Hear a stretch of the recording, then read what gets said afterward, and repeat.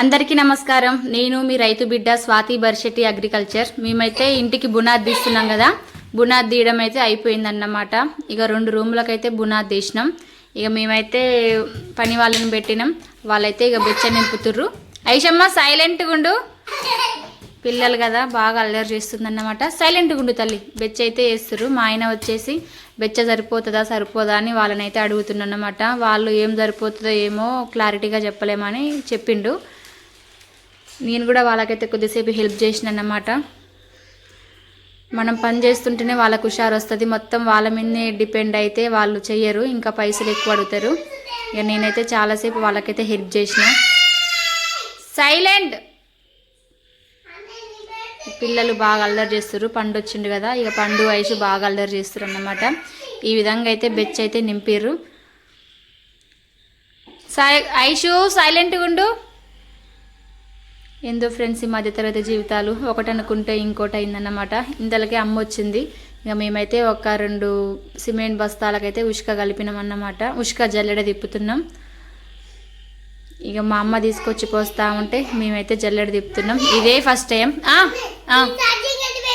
ఏమో తల్లి తెలియదు, పోయింది. నేను వీడియో చేస్తున్నాడు మా అమ్మ. ప్లీజ్.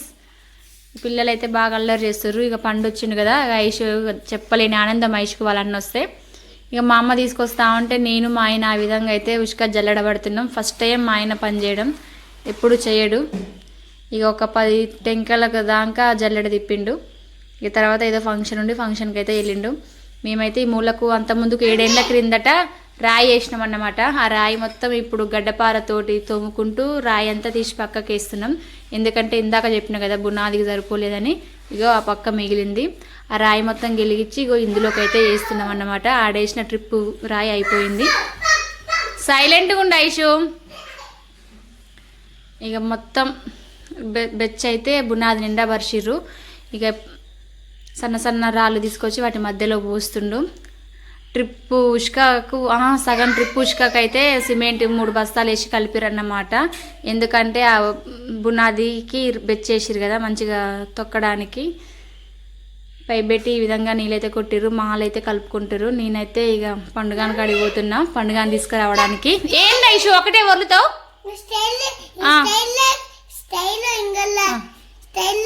సరే సరే ఫ్రెండ్స్, ఇక నేనైతే పండుగాని తీసుకొని వచ్చిన.